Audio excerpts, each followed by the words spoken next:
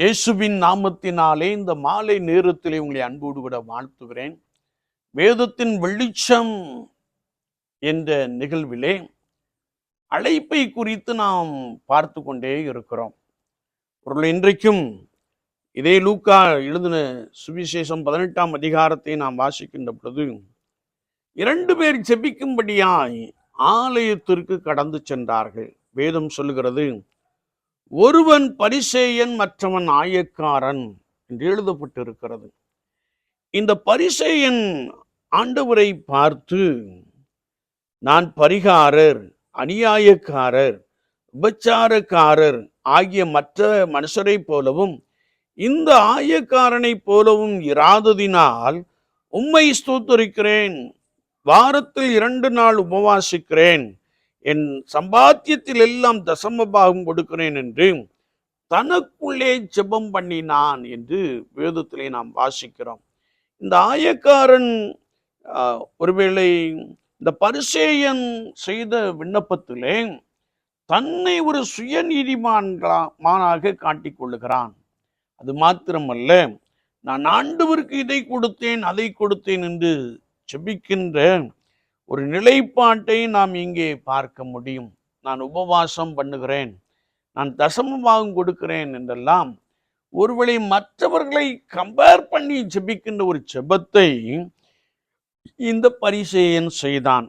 ஆனால் ஆயக்காரனோ தூரத்தில் நின்று, ஆண்டவரே, பாவியாகிய என்மேல் கிருபையாயிரும் என்று சொல்லி தன் மார்பிலே அடித்து கொண்டு ஜெபம் பண்ணினானாம்.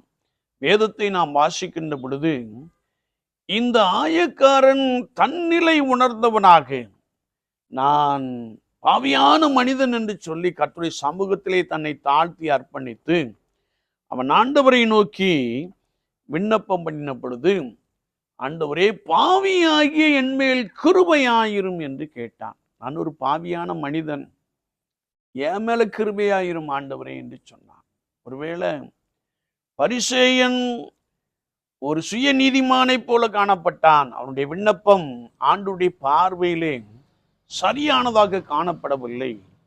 ஆனால் இந்த ஆயக்காரனோ பாவியாகிய என்மேல் கிருபையாயிரும், தன்னை தாழ்த்தி ஆண்டவரை நோக்கி பார்க்கின்ற ஒரு கிருபையை பெற்ற மனிதனாக இவன் காணப்பட்டான். வேதத்திலே நாம் வாசிக்கின்ற பொழுது கர்த்தருடைய வார்த்தை சொல்லுகிறது, அவன் அல்ல, இவனே நீதிமானாக்கப்பட்டவனாய் தன் வீட்டிற்கு திரும்பி போனான்.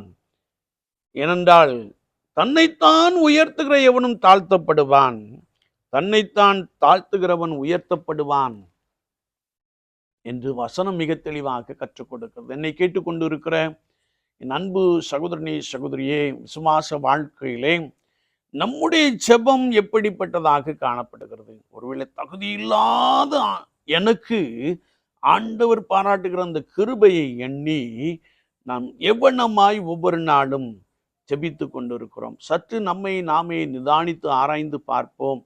ஒருவேளை ஜெப வாழ்க்கையிலே, விசுவாச வாழ்க்கையிலே நம்மை தாழ்த்தும்படியாய் ஆண்டவர் நம்மை அழைத்திருக்கிறார் என்பதை ஒருபோதும் நீங்கள் மறந்து போக வேண்டாம். இந்த ஆயக்காரன் தன்னை தாழ்த்தினான். ஆண்டவர் அவனை நீதிமான் என்று சொல்லுகிற ஒரு வசனத்தை நாம் மிக தெளிவாக அறிந்து கொள்ள முடியும். விசுவாச வாழ்க்கையிலே, அனுதின ஜீவியத்திலே நம்முடைய ஜெபம் கர்த்தருக்கு முன்பதாக எப்படிப்பட்டதாக காணப்படுகிறது?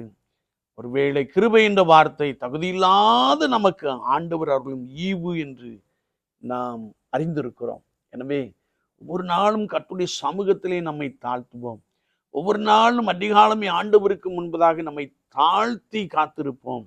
ஆண்டவர் உங்களோடு கூட பேசுவார், ஆவியானவர் உங்களோடு கூட இடைபெறுவார், அவர் உங்களை நீதிமான் என்று சொல்லுவார். அது மாத்திரமல்ல, நீங்கள் தாழ்த்துகிற அந்த அனுபவத்திலே உறுதியாய் காணப்படுகின்ற பொழுது கர்த்தர் உன்னை மேன்மையாக வைப்பார்.